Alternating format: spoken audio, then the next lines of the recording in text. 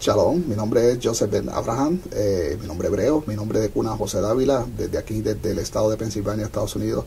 Mi ministerio, pues, llevar la palabra hasta los confines de la tierra, utilizando la tecnología que el Señor nos ha proveído, como son las redes sociales, las cuales pues son capaces de llegar hasta los confines de la tierra. Quiero hacer un video tratando de explicarle a los gentiles, ¿verdad?, a la casa de Israel, explicarles o tratar de buscar juntos, ¿verdad? Tratar de buscar juntos y de esta manera pues ayudarles a tomar una buena decisión, ¿verdad? Para que ellos sepan a quiénes están siguiendo, si están siguiendo el camino ancho o el camino angosto hacia la salvación. Saben que el camino ancho pues ese no lleva a la salvación, sino que lleva a la perdición. Para esto necesitamos hacer un viaje al pasado por medio de las escrituras, por medio de la historia, y ver todas esas huellas que dejó, ¿verdad?, Yahshua, ¿verdad?, o Yeshua,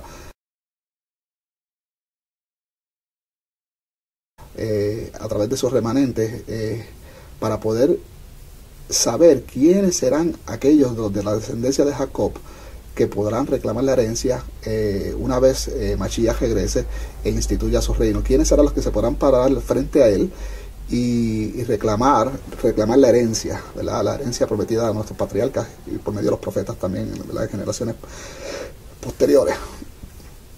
Aquí lo primero que tenemos que ver es si la semilla de Abraham, el pueblo de Dios, si lo podemos identificar actualmente. Probablemente si miramos a nuestro alrededor vamos a ver iglesias grandísimas, muchos pastores, mucha corbata, congregaciones con miles de seguidores, templos, mensajes de prosperidad económica,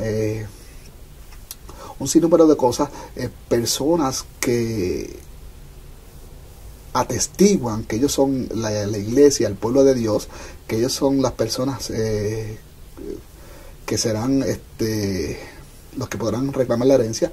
Pero hay que echar un vistazo a las escrituras para aclarar eso,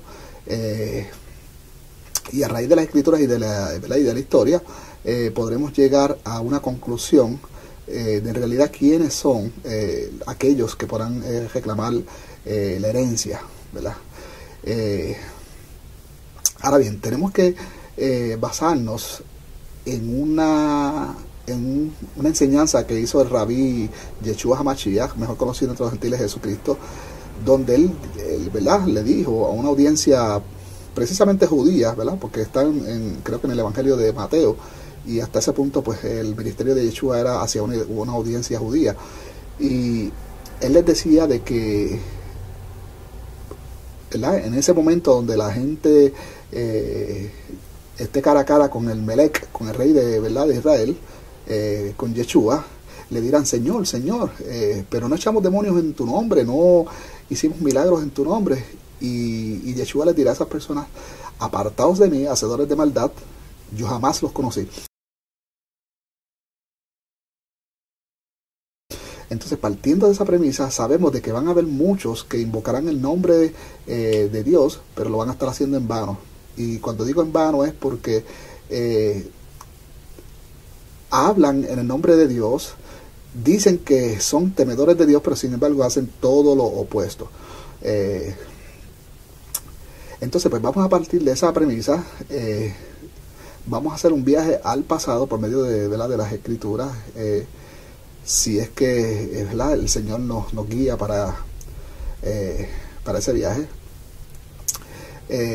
Tenemos que decir mencionar también que actualmente el nombre de Dios es profanado en las naciones. Sin embargo,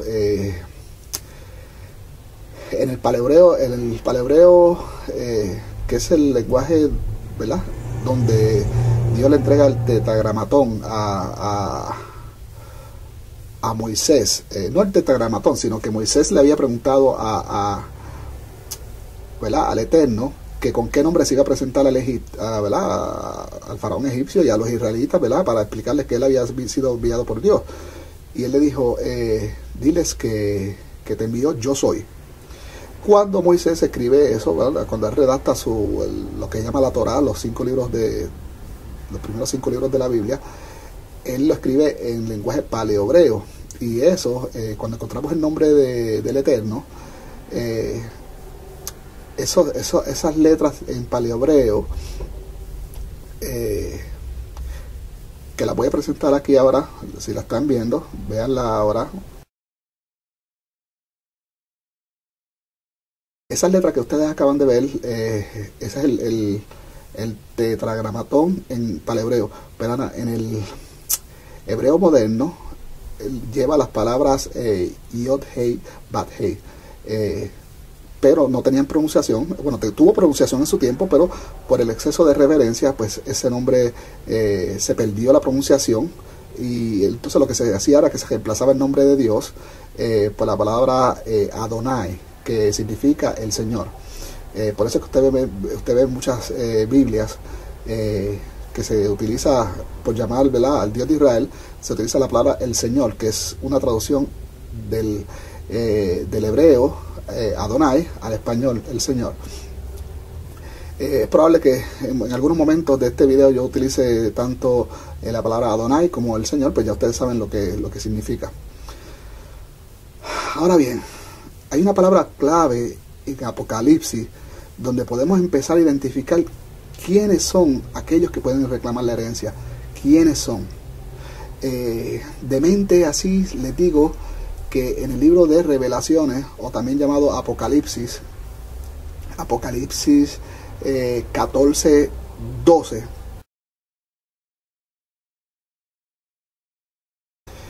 aunque anteriormente también se menciona, pero le doy esa referencia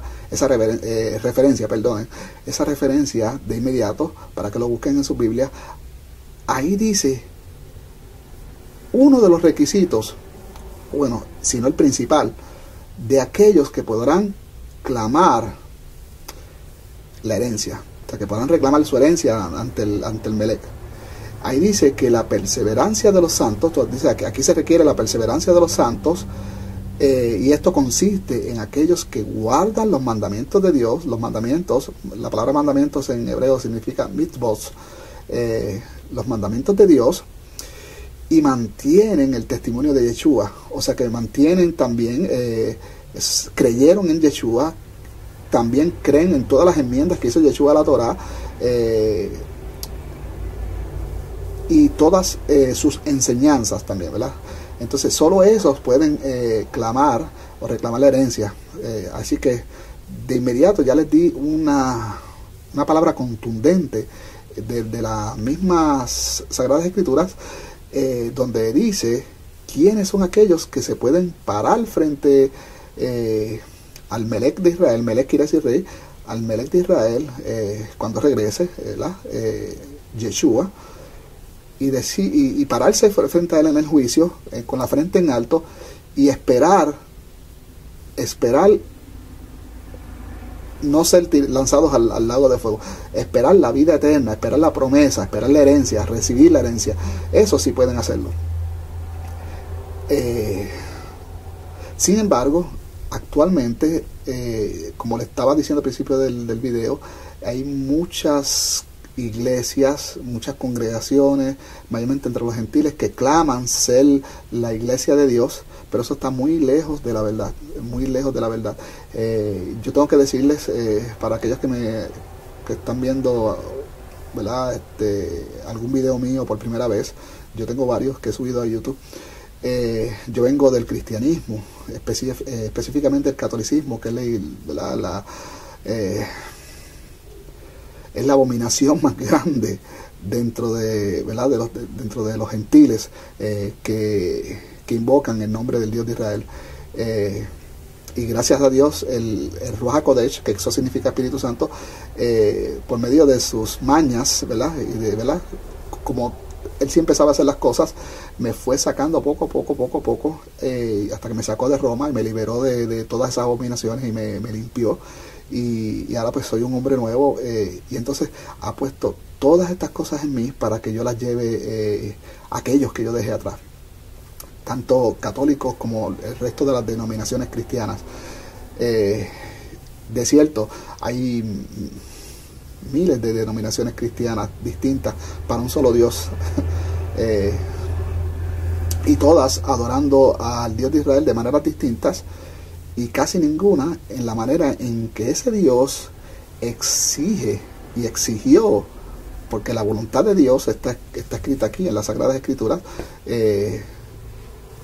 Entonces aquí en estas Sagradas Escrituras están contenidas las palabras de Él de cómo habría de adorarse. Él no acepta ningún tipo de otra adoración. Él no acepta ningún tipo de adoración que haya sido dada a otro dios pagano, para que se lo vengan a dar a Él. Él no acepta que tú hagas un sacrificio en un altar que había sacrificado animales inmundos para otros dioses. Él no acepta nada de eso. Él da unas instrucciones específicas de cómo se le debe adorar, y actualmente esos que claman ser la iglesia de Dios, los gentiles, están muy lejos de la verdad. Entonces vamos a ir al pasado, para ver entonces qué ocurrió, por qué los gentiles se desviaron de la verdad, qué sucedió. Bueno, pues para eso tenemos que ir un viaje al pasado, y tenemos que llegar hacia el mismo tiempo donde el Mesías estaba en su ministerio. Okay, cuando el Mesías nace, ¿verdad? Cuando el Mesías nace en un Israel donde era totalmente judía. Entonces, tú te preguntas, pero ¿por qué judíos si eran 12 tribus? Y los judíos solo son los de la tribu de Judá, ¿no? Bueno, parte de Benjamín y de los levitas, pero ellos tres unidos pues son los judíos. ¿Por qué? Porque cuando Yeshua nace en una Israel judía. ¿Qué pasó con el resto de las tribus? Los cristianos no saben esto porque no estudian las Sagradas Escrituras. Ellos han desechado todas las escrituras hebreas, y ellos han hecho de Yeshua una idolatría, ¿cómo les diría? Como de un Dios que nace de la nada, del Nuevo Testamento, y a partir de ahí es la adoración actual. Pero muchos de los actuales cristianos no saben ni por qué vino el Mashiach al mundo, por qué hubo una necesidad de un Salvador, por qué el pueblo estaba en pecado, qué era pecado, cuál era el pecado que hicieron nuestros antepasados, que se requirió, ¿verdad?, de un Mesías. Ellos no saben nada de eso. Como le digo, el cristianismo moderno solo prácticamente basa su teología en el Nuevo Testamento, y actualmente ni siquiera el Nuevo Testamento completo. El cristianismo actual, moderno, basa su teología en las cartas de Pablo, y cartas que han sido malinterpretadas. Pero entonces, cuando vamos al nacimiento de Yeshua, Yeshua nace en un Israel judío. ¿Por qué? Porque las tribus del norte, las otras tribus de Israel habían sido dispersas mucho antes del nacimiento de Yeshua, y habían sido entregadas a los asirios, ¿verdad? Y se entregaron a la esclavitud, ¿no? Los asirios los dispersaron por el mundo como esclavos. Los que no se quedaron en Asiria y se asimilaron y nunca regresaron a Israel. También tengo que decirles de que mucho antes de Yeshua, el pueblo de Israel, la nación de Israel, se había dividido en dos reinos. En casa de Judá al norte, casa de Israel o casa de Efraín al norte, y casa de Judá al sur. Y esto pues ocurrió como decreto divino por los pecados de el rey Salomón, el hijo de David, que se casó con muchas mujeres extranjeras, y esas mujeres eran paganas, trajeron sus abominaciones a Jerusalén, quemaron incienso en altares paganos. Bueno, entonces Dios condenó eso, y y su decreto fue entonces dividir el reino, no en vida de Salomón, sino se lo quitó al hijo de Salomón. A él le dejó, al hijo de Salomón le dejó, el hijo de Salomón se llama Roboam, le dejó 3 tribus, ¿verdad? La tribu de Judá, la parte de Benjamín, ¿verdad? La tribu de Benjamín, y la de los levitas, que eran los sacerdotes del templo que estaba en Jerusalén. Jerusalén quedó al lado de Judá. Entonces Jeroboam, que había sido el siervo del rey David, después pues fue el que se quedó como rey del norte, ¿verdad? Del resto de las tribus de Israel. Y estas fueron las que después fueron tomadas en cautiverio por los asirios, y ellos nunca regresaron a Israel, nunca.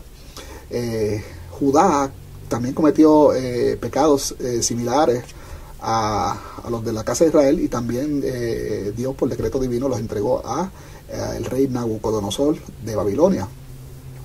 Y allá en Babilonia estuvieron 70 años, ¿verdad? Que eran los que había profetizado el profeta Daniel. Y luego de eso, entonces que regresan a reconstruir ¿verdad? Israel, a reconstruir el templo, Jerusalén, pero no regresa todo Judá, regresa solo un 10% de los judíos. El otro restante se quedó en Babilonia.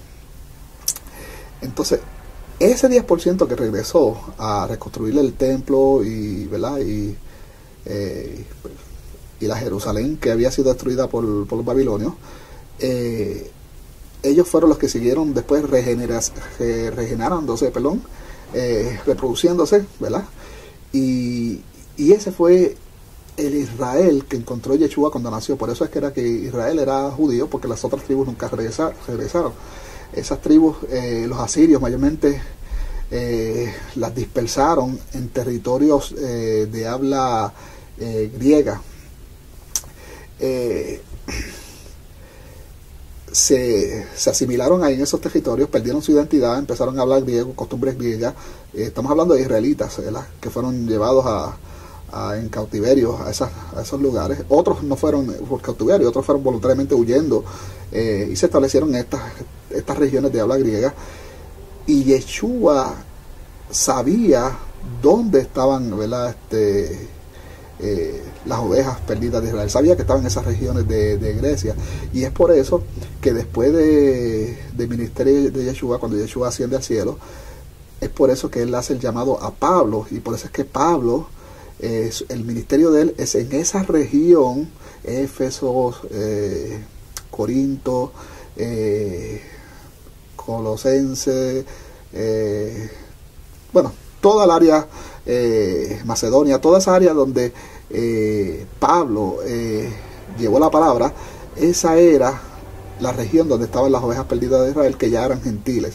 Entonces, pues ya ahí ustedes pueden comenzar a entender un poquito cuál fue el ministerio de Pablo,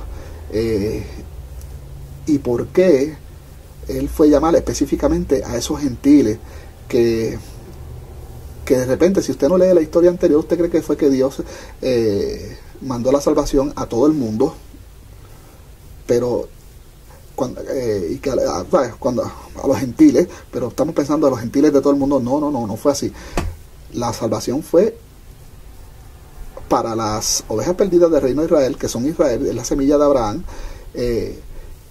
y por qué no aquellos extranjeros que ya esto no son casa de Israel, aquellos extranjeros que abandonaran a sus dioses paganos y se unieran al Dios de Israel y adoraran al Dios de Israel y aceptaran todos los pactos del pueblo de Israel. ¿Por qué no? Eso también le podía llegar la salvación, pero la salvación vino para el pueblo de Israel.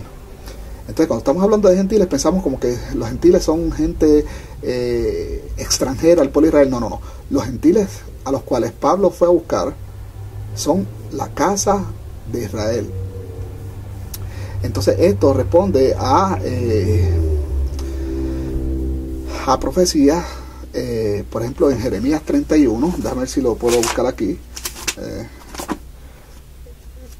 Bueno, vamos a buscar Ezequiel 37, que también habla de esto.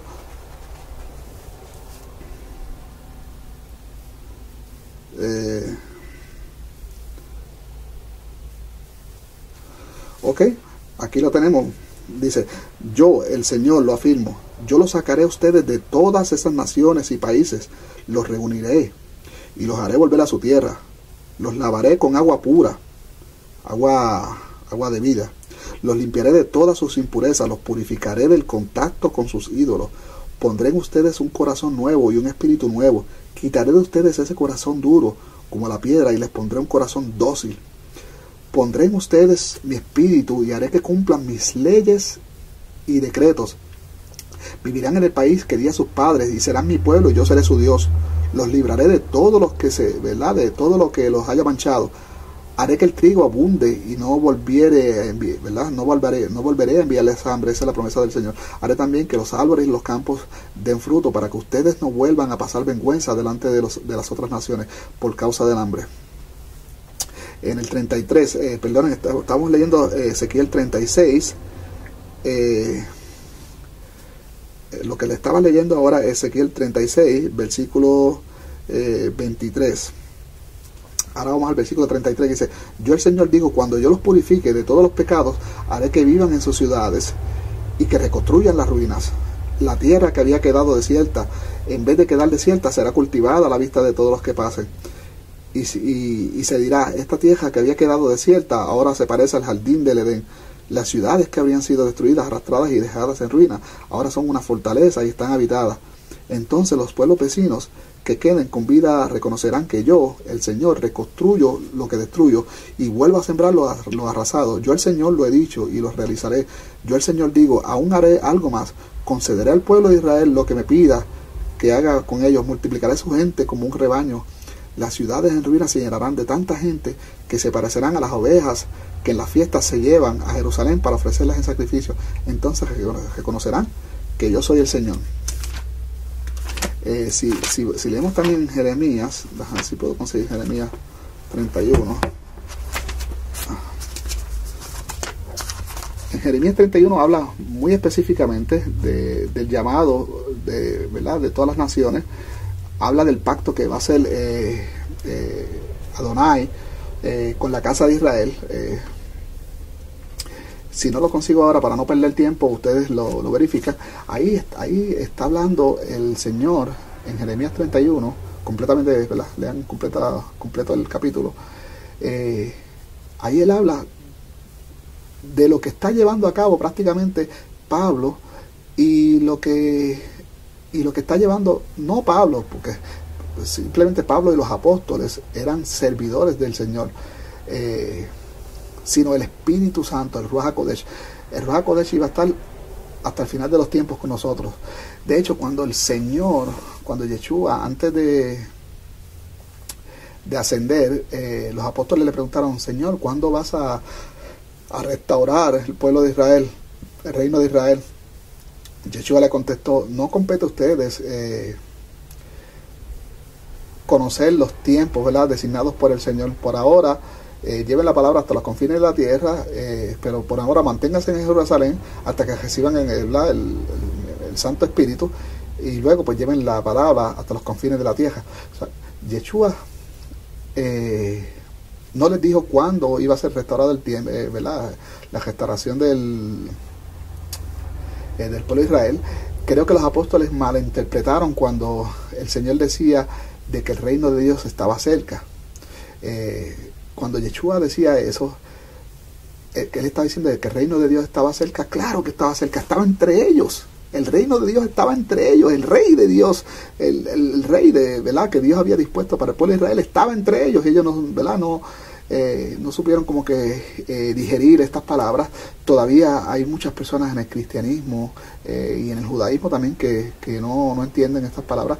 Entonces interpretaron eso de que el reino de Dios estaba cerca, e interpretaron como que el Señor, ¿verdad?, como que Adonai, ¿verdad?, como que Yeshua estaba profetizando de que iba a haber de que él iba a regresar enseguida, de que el Apocalipsis y todas estas cosas que el Señor había profetizado, que eso estaba ya a la puerta de la esquina. Y no era así. Ellos no supieron entender eso. Ya ha tomado 2000 años que el Consolador, ¿verdad?, el Espíritu Santo, a través de todos los siervos, porque una vez muere uno y pasa, ¿verdad?, esperar, ¿verdad? Con los padres, ¿no? Con nuestros padres, a la vez que se va a dormir un siervo de Dios, nace otro. El Señor siempre está escogiendo, en cada generación siempre escoge su remanente, su ejército, su equipo, para seguir llevando la palabra de Dios y seguir llamando a salir a las ovejas perdidas de Israel que están en el sistema babilonio o babilónico de todos los tiempos, porque el sistema babilónico se ha mantenido de una manera u otra en casi todas las civilizaciones y en todas las generaciones. Actualmente el sistema babilónico habita en dos sociedades, bueno, en varias sociedades, porque los hindúes es una sociedad babilónica totalmente. Inclusive muchas de las festividades de sus dioses y todas esas cosas son copias ¿verdad? De la Babilonia, de la antigua Babilonia. Los chinos también, pero hay una Babilonia que lleva 2000 años aproximadamente, y se llama Roma. Roma es la gran Babilonia, esa que tiene que caer y de la que se habla en Apocalipsis, y ahí es que vamos, ¿verdad? Vamos a entrar ahora, porque ahí es donde están las ovejas perdidas de la casa de Israel, atrapadas. Entonces, después que le he hecho este pequeño resumen, ya sabemos por qué Yeshua cuando nace en una Israel judía, y su mensaje es, después cuando ya se hace adulto y empieza su ministerio, su mensaje es a las ovejas perdidas del pueblo de Israel. De hecho, en un momento se le acercó una cananea, no tiene que ver nada con el linaje de Abraham, es una extranjera, y el mismo Yeshua, y les digo, aunque suene fuerte, el mismo Yeshua, como hijo de Dios, llamaba a los extranjeros fuera de Israel, los llamaba perros.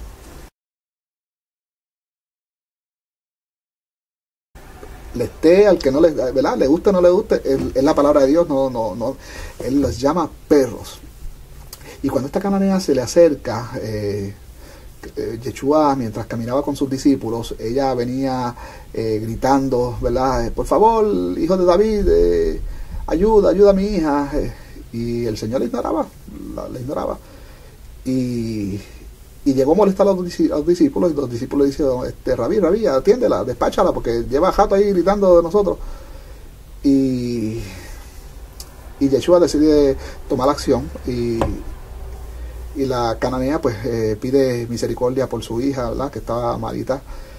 Y ahí Yeshua le dice, no está bien que yo le dé a los perros la comida que ha sido solo separada para el pueblo de Dios, para los hijos de Dios. O sea que le está diciendo perra, le dijo perra. Le dijo, no está bien darle a los perros de comer de la comida que ha sido separada para los hijos de Dios. Ahí la cananea le dice, pero Señor, hasta los perros comen de las migajas que caen de su amo. Esas palabras gustaron a Yeshua, y entonces pues por la fe que tuvo esta cananea, pues entonces el Señor le dijo, ve y que pase como tú quieres. Y la hija pues sanó. Ahora, antes de eso, también él le dijo, en ese mismo versículo, que no lo tengo ahora en la mente, yo me he aprendido casi toda la Biblia de memoria, pero no sé los versículos ni los capítulos, no te puedo decir, todavía no he llegado ahí, pero ya me lo sé de memoria. Ahí también él le dice, no he sido enviado, sino las ovejas perdidas de la casa de Israel. De la casa de Israel. O sea, muchos gentiles, ¿verdad? Ya en la época medieval, las traducciones modernas de la Biblia al español, como no entienden esto de la casa de Israel, ellos piensan, tradujeron mal en muchas traducciones de la Biblia, y entonces cambiaron la palabra casa de Israel por el pueblo de Israel. Pero no, es porque ellos no entienden cuando oyen la palabra casa de Israel. La casa de Israel era el reino del norte, como les expliqué ahorita, que había sido dispersada en todas las naciones, mayormente en ese punto de la historia, en el territorio dominado por los griegos, ¿no? De habla griega. Entonces, ahí, ¿verdad? El autor de Mateo, que creo que es el que habla sobre eso, creo que Marcos también habla, ¿verdad?, del mismo hecho. Ahí ellos registran ese comentario de Yeshua de que él no había sido enviado, no había sido enviado sino a las ovejas perdidas de la casa de Israel. O sea que ya ahí tenemos un lado de cuál fue la misión de Yeshua, a quién fue que él vino a llamar. Otra palabra contundente, a una audiencia judía, el Señor era sus discípulos, ¿no? Él estaba diciendo, hablando del buen pastor, ¿verdad? Ustedes busquen en su Biblia donde se habla del buen pastor, y él le dice, yo soy la puerta al redil, ¿no? Las ovejas que entran por mí, ¿verdad?, serán las salvas. Y le dice, también, aparte de este redil, y le está diciendo de los judíos, aparte de este redil, de este rebaño, aparte de este rebaño que tengo, también tengo otro rebaño que tengo que ir a buscar. Ahí es entonces que le está hablando de la casa de Israel. O sea, él está hablando de una audiencia judía ahí en ese momento. Dice, aparte de este redil, también tengo otras ovejas que necesito ir a buscar. Ahora, miren bien. Él no está diciendo, yo voy a ustedes, a los judíos, los voy a llevar allá, a los paganos, para que se conviertan en gentiles y adoren a otros dioses. Y no, eso no es el contexto, eso no es lo que lamentablemente eso fue lo que pasó. Eso no es lo que dijo Yeshua. Yeshua dijo, voy a traer esas ovejas perdidas en las naciones, que ahí entonces se está cumpliendo la promesa de Adonai en Jeremías 31. Yo voy a coger esas ovejas que están dispersas en el mundo y los voy a traer otra vez, los voy a retornar a la fe hebrea, al pacto, y haré un nuevo pacto con ellos. Renovaré el pacto. Como que dice, ellos están viviendo ahora con la licencia de conducir vencida. Ya a ellos se les venció la licencia, ellos están por ahí sin licencia, están ilegales, gentiles. Pues yo los voy a traer otra vez a la nación de Israel, les voy a renovar su licencia, les voy a renovar su pacto, y yo seré su Dios. Entonces, y Yeshua será su pastor, y ya no habrán dos pueblos, sino uno y un solo pastor. Entonces, ¿por qué actualmente hay tantas denominaciones cristianas para un solo Dios, para el Dios de Israel? Bueno, esa pregunta pues se las dejo a ustedes, ¿verdad? La dejo ahí en una esquinita. Entonces, partiendo de esa premisa de que el Señor le dice a la iglesia que ya estaba estableciendo, porque a este punto de la historia ya Yeshua tenía un montón de seguidores judíos. ¿Ven? Si nosotros regresamos a su nacimiento, la primera judía en creer en Yeshua fue su propia madre, Miriam, llamada entre los gentiles María. Pero también, si vamos un poquito más atrás, también fue Zacarías, que también el ángel le había revelado, ¿verdad?, de que su hijo, ¿verdad?, después llamado Juan el Bautista, iba a ser quien preparara el camino del Señor. O sea que Zacarías e Isabel fueron los primeros, ¿verdad?, en creer en Yeshua. Fueron los primeros judíos en volverse nazarenos. Miriam, María, José, sus padres, luego sus hermanos, porque Yeshua tuvo más hermanos. Siempre en las escrituras se dice, cuando estamos hablando de María y José, se menciona el hijo primogénito. Primogénito es que es el primero. Ahora, cuando usted lee las escrituras, entonces estamos hablando del Hijo de Dios, entonces ahí se dice unigénito, el Hijo único de Dios, unigénito. Pero cuando usted lee en casi todas las traducciones sobre José y María, dice primogénito. Y abiertamente en los evangelios, ¿verdad?, en las nuevas escrituras llamadas Nuevo Testamento, se habla de los hermanos y hermanas de Yeshua, y eso no es nada malo. La Iglesia Católica hizo un dogma en contra de eso, poniendo a María como siempre virgen, cuando no hay ningún problema que una mujer judía haya sido bendecida con hijos.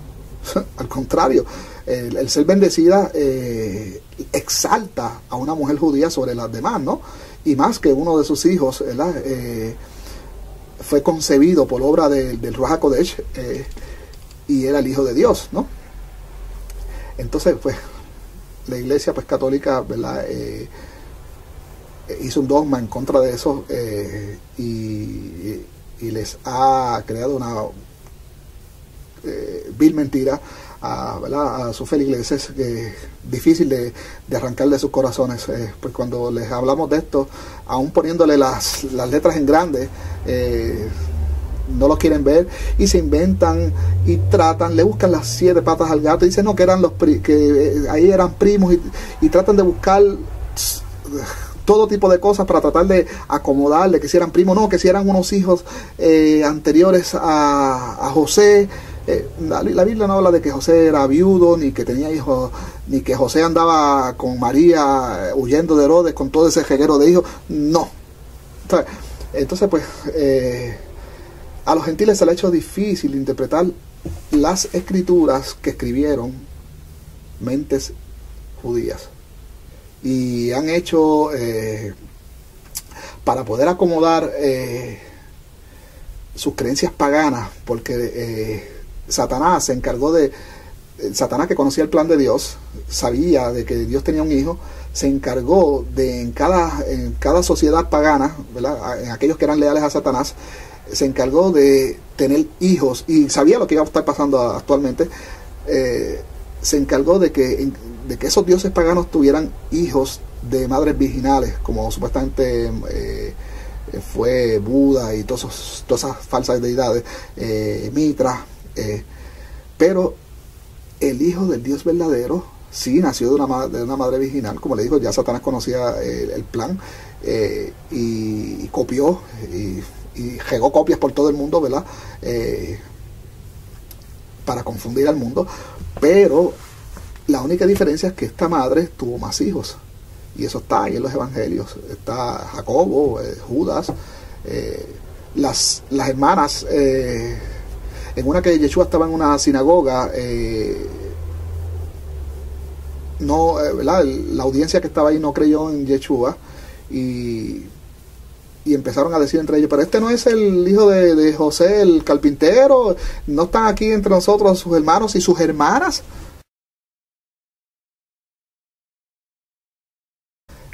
Las hermanas no se mencionan por nombre, porque en la cultura judía, si usted ve mayormente los escritos judíos, desde el Génesis hasta Apocalipsis, es bien raro que se mencionen las hembras.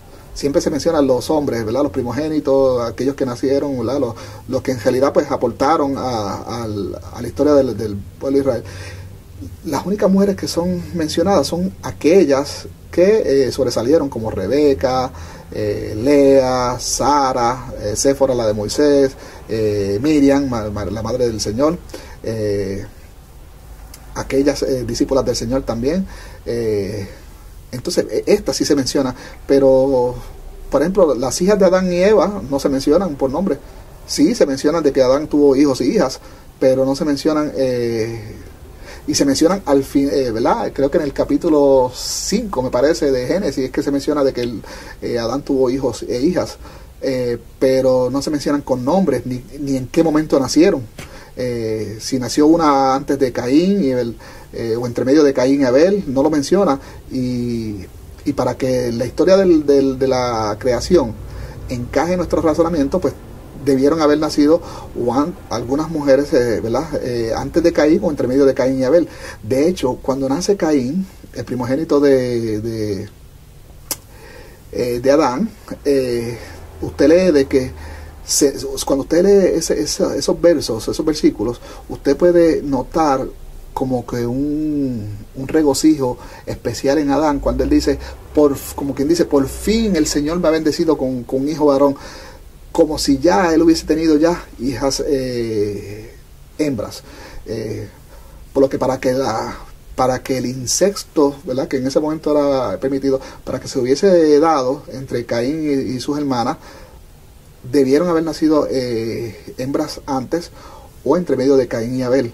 Pero como la mente hebrea, y mayormente de Moisés, que es el que escribe el Génesis, él no toma en cuenta las hembras, pues no las menciona. Pero para una mente hebrea es fácil entender esto, no hay ningún problema, no hacemos ningún hecho ¿verdad?, de estas historias. Pero para la mente gentil sí hay un problema, y de hecho,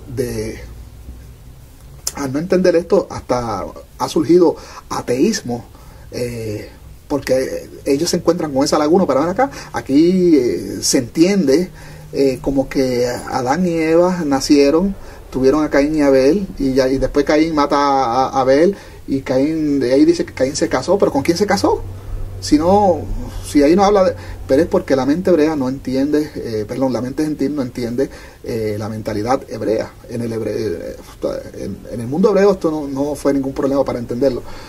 Pero yo le acabo de dar la explicación, porque todavía hasta en el Nuevo Testamento, pues eso se ve. Por ejemplo, el que escribió el Evangelio de Mateo, el de Lucas y Marcos, cuando hablan de las hermanas de Yeshua, ellas no las mencionan por nombre, y solo las hermanas hembras solo son mencionadas en ese momento de la historia, cuando Yeshua está predicando en una sinagoga, y aparentemente el mensaje fue rechazado ahí, y ahí, pues, como les dije anteriormente, entre ellos empezaron a decir: pero este no es el hijo de José el carpintero, no está entre nosotros sus hermanos y hermanas aquí. Entonces, pues, ahí pues se menciona, ¿verdad?, las hermanas de Jesús, no con nombre. Pero sin embargo, más adelante sí se mencionan los nombres de los varones, José, como le digo, Jacobo, Judas, creo que Simón. Sin embargo, quien queda a cargo, ¿verdad?, según el libro de Hechos, de la iglesia en Jerusalén, de la iglesia nazarena, es el hermano del Señor, es Jacobo. Jacobo es el que queda a cargo, mientras los apóstoles, pues, están en su ministerio, ¿no? Dejaron, pues, a cargo, pues, al hermano del Señor. Alguien tenía que quedar como cabeza de la iglesia, ¿verdad?, y algunos ancianos. Ahora, como les dije, en el ministerio de Yeshua fue un ministerio judío. Ya le he dado varios detalles. Todavía los gentiles no han entrado en escena, excepto el centurión que había mandado a unos ancianos judíos a pedir, ¿verdad?, misericordia, ¿verdad?, a Yeshua, porque el centurión tenía un siervo aparentemente muy amado por él, que estaba, parece que, agonizando. Y estos judíos, estos ancianos judíos, porque lo dice así mismo la escritura, intervinieron, ¿verdad?, a favor del centurión, ¿verdad?, y se encontraron con Yeshua, pidieron clemencia a favor del siervo del centurión, y usaron como argumento para convencer a Yeshua de que este centurión les había construido a esa población una sinagoga. Miren, o sea, que era un centurión romano que aparentemente había encajado, ¿verdad?, con el judaísmo, había construido una sinagoga. Probablemente, si estos ancianos judíos habían venido en el nombre del centurión, pues tenían una relación con este centurión. Probablemente este centurión estaba aprendiendo del judaísmo. Era muy posible de que estuviera próximo a convertirse en judío. Y si envió a estos ancianos a ver a Yeshua, ¿verdad?, ya había escuchado de Yeshua y de la fama que él había cogido en todo, ¿verdad?, en toda Judea. Si mandó a estos ancianos a encontrarse con Yeshua, es porque estaba muy próximo a convertirse al judaísmo, si ya no se había convertido. Solo menciona que era un centurión, que era centurión romano. Pero con estos detalles de que había construido una sinagoga, manda a estos ancianos judíos, quiere decir que tenía una buena relación con la comunidad judía donde vivía este centurión. Y Yeshua hace la sanación, ¿verdad?, a distancia, hace la sanación de este siervo.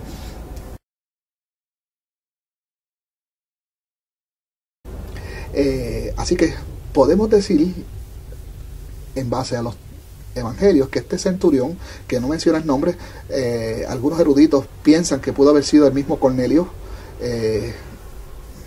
No sabemos.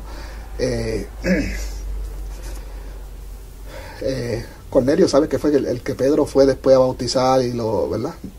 A mí en mi interpretación personal, habían varios centuriones romanos en Israel. Para mí que estamos hablando de dos centuriones distintos, pero hay eruditos que piensan que pudo haber sido el mismo centurión.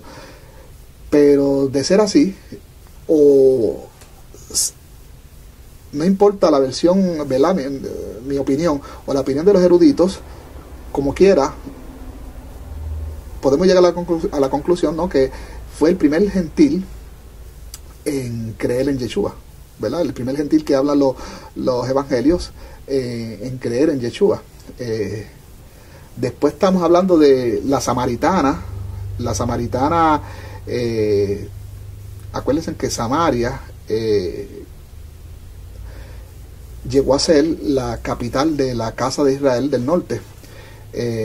Y ahí había muchos israelitas que se habían perdido. No eran judíos, tenían eran como la contraparte judía, tenían como una cierta enemistad, pero más bien la enemistad era creada por los judíos, que los veían a ellos como hermanos separados, y era pues por lo que ya había ocurrido anteriormente en la historia que antes le comenté. Y cuando Yeshua está caminando por esa región, que él llega al pozo de Jacob, ahí está esta samaritana sacando agua, y aquí está registrado cuando Yeshua tiene que defender su judaísmo. Acuérdate que los samaritanos no eran judíos.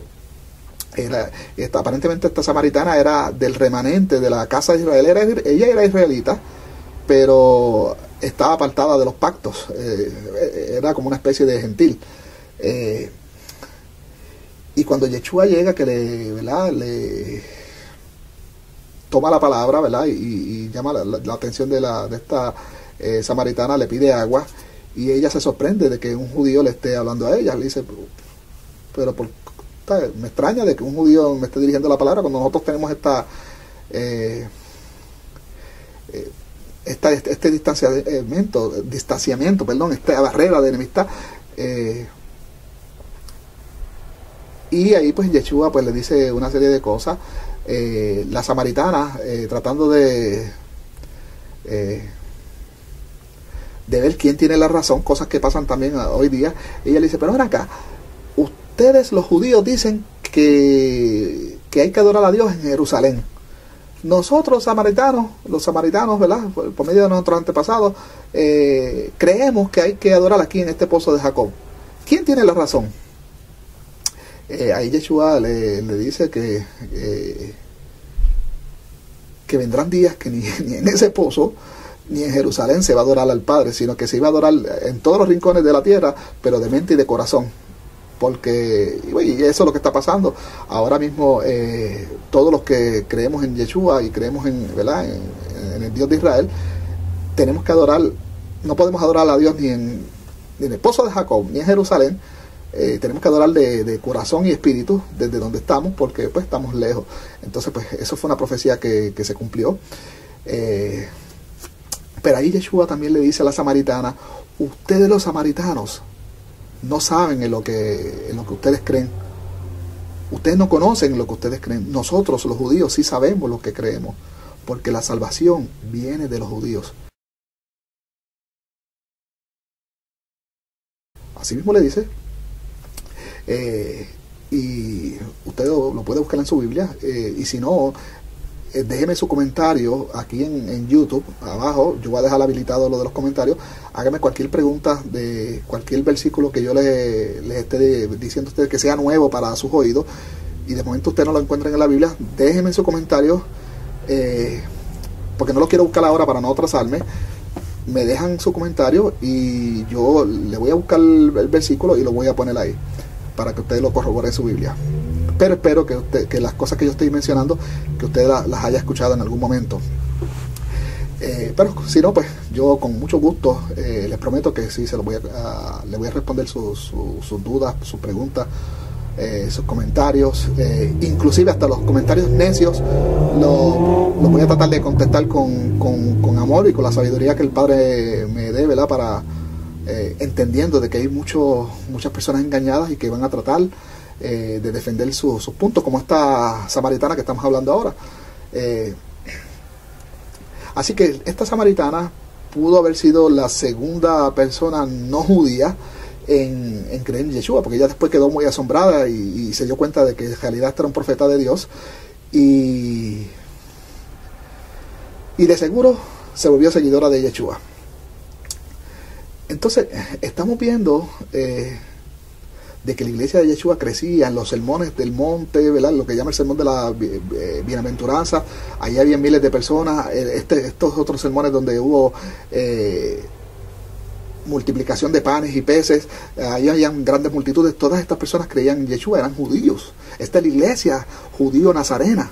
Esta es lo que ya los sacerdotes, los fariseos y saduceos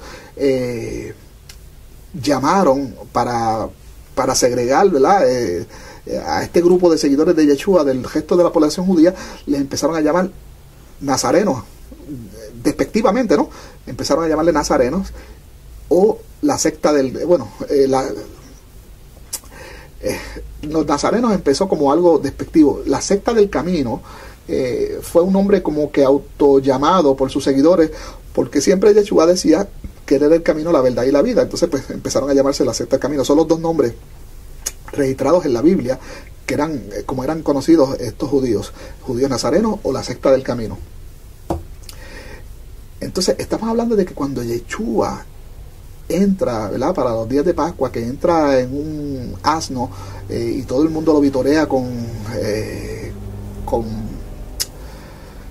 palmeras, ¿no? Con pencas de palmeras y hosana en el cielo y bendito aquel que viene en el nombre del Señor, en el nombre de Adonai.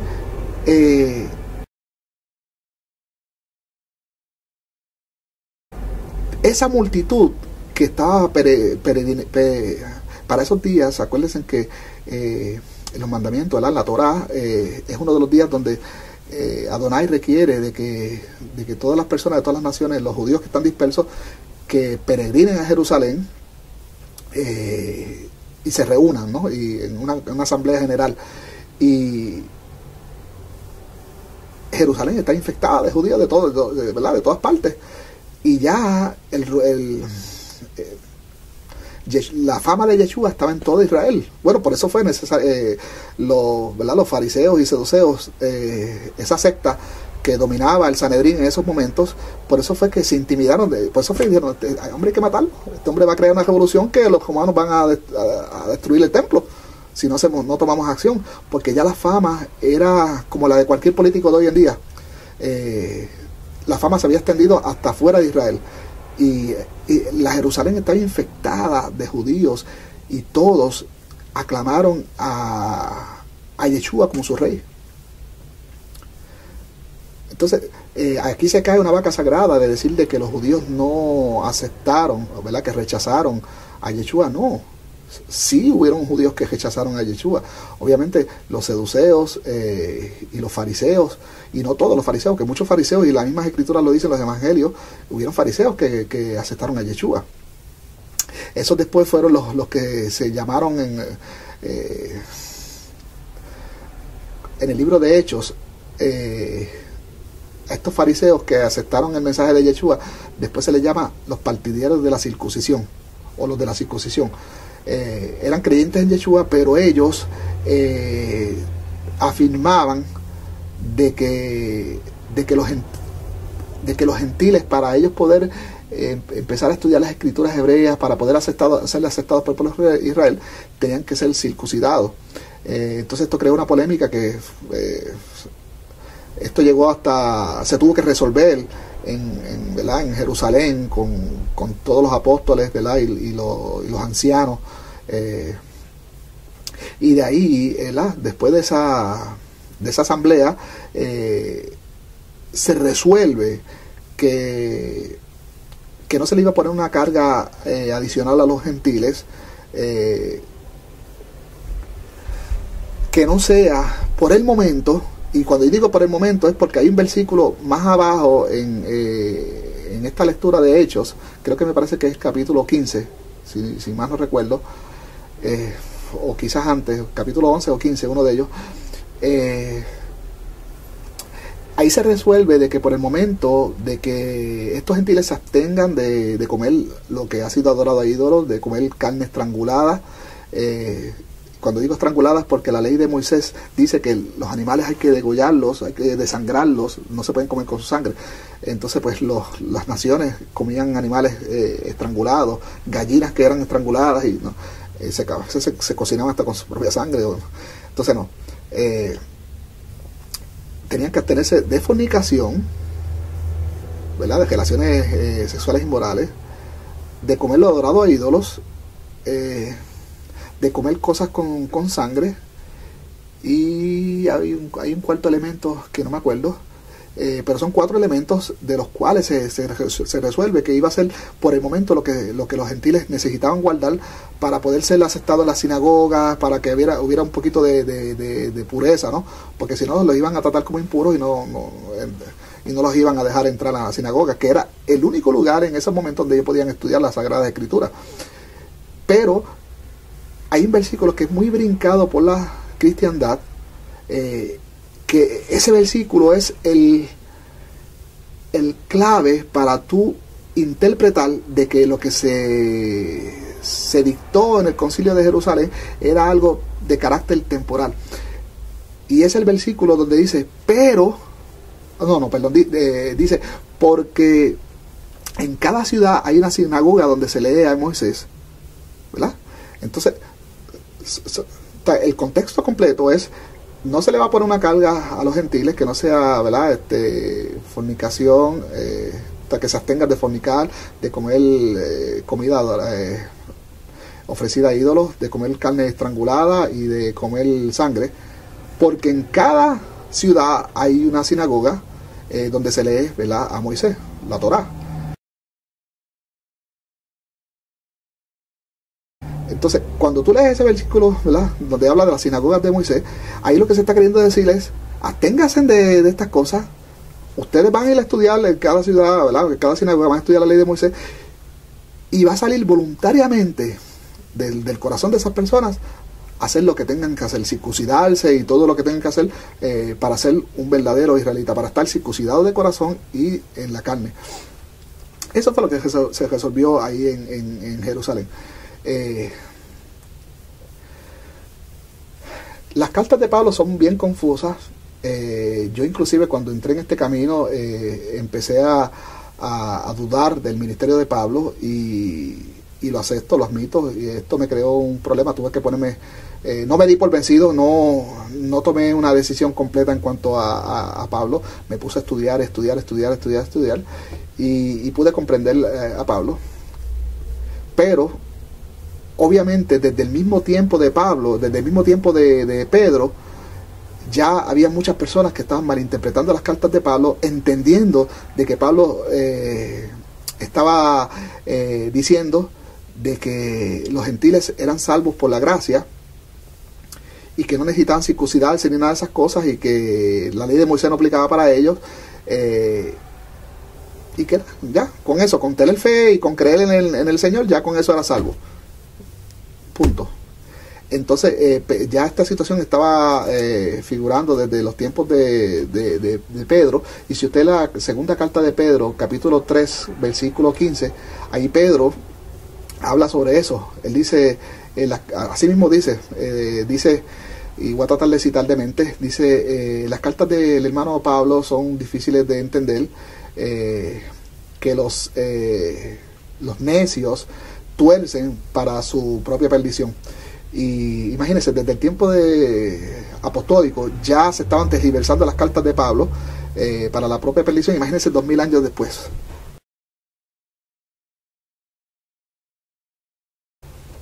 Y el resultado de estas cartas que se torcieron es el cristianismo. El cristianismo es el resultado de las cartas de Pablo que se malinterpretaron. Entonces, lo que se supone que era un llamado a salir, ¿verdad? Lo que se supone que era el trabajo del Mesías, ¿verdad? Por medio de sus siervos, de buscar las ovejas ¿verdad? De donde estaban y traerlas al redil de Israel, pues se tergiversó, y lo que hizo fue entonces se volvió un rebaño distinto, dos rebaños. No era la intención de Yeshua, ese no es el plan de Dios, y Yeshua lo dijo, el plan de Dios es traer las ovejas perdidas a Israel, y de dos hacerle un solo reino y un solo rebaño y un solo pastor. Pero entonces se volvió un rebaño aparte al pueblo de Israel, y hasta el son de hoy, y resulta que después con el tiempo ese rebaño rebelde empezó a matar al rebaño de Dios, ellos con sus leyes nuevas, con todas sus abominaciones, porque después que los apóstoles habían limpiado a esas ovejas de la idolatría, ¿verdad? Y de las actividades paganas, regresaron. Roma se encargó de matar a esos primeros gentiles que eran puros. Los primeros gentiles, la primera iglesia gentil cristiana desapareció, ¿verdad? Bajo las garras del emperador Nerón y los emperadores antes y después de Nerón, y muchos de ellos, los que no terminaron muertos en cruzadas, terminaron muertos en el Coliseo romano, en boca de leones. Entonces los otros cristianismos que sobrevivieron ¿verdad? A Nerón y a estos emperadores satánicos, podríamos decir, los que sobrevivieron a estos hechos mutaron, recogieron un montón de cosas de las filosofías griegas, empezaron a llegar lobos de los cuales Yeshua ya había advertido, con otros mensajes, y mensajes mayormente de separación. Y este fue el cristianismo, ¿verdad?, que conoció el emperador Constantino.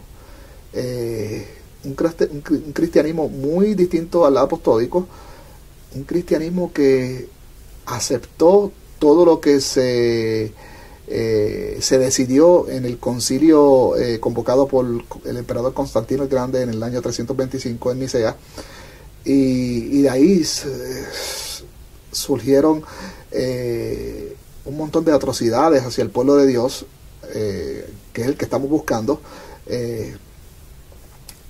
porque el pueblo de Dios estaba en esos momentos viviendo en el Imperio Romano.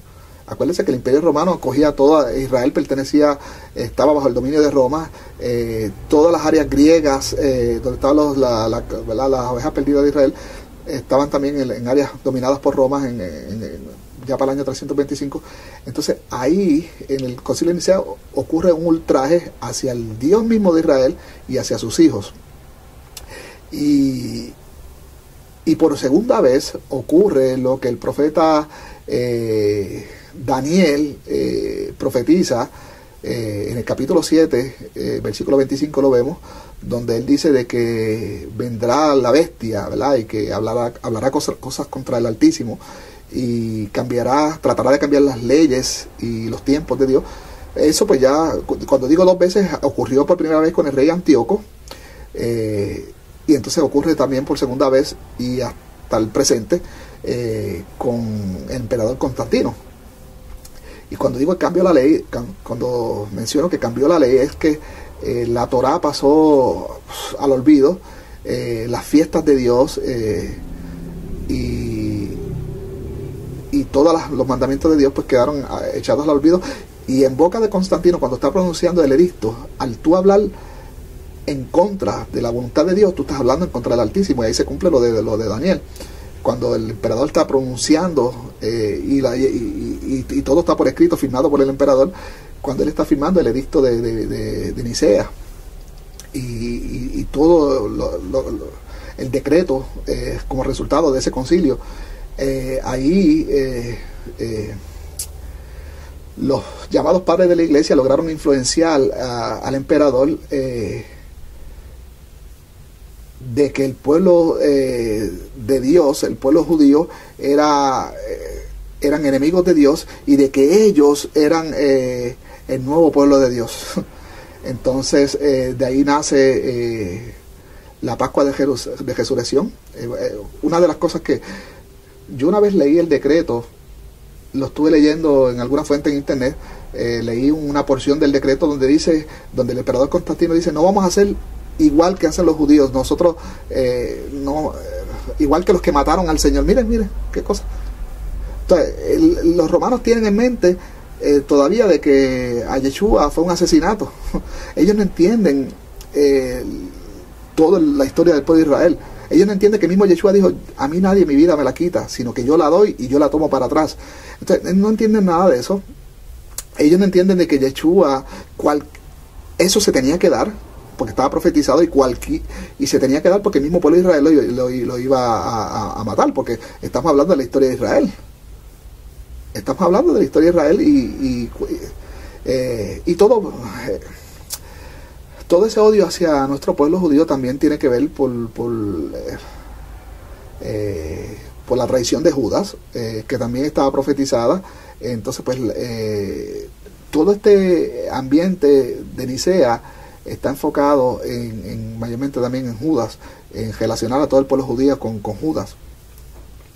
Y entonces ellos decretan por encima de la ley de Dios, es decir, no, ya no vamos a celebrar la Pascua judía, nosotros vamos ahora a establecer una nueva Pascua, y la nueva Pascua que vamos a establecer es la Pascua de Resurrección, basándonos en que Yeshua resucitó en domingo, que eso también no es cierto. Cuando tú lees las escrituras bien,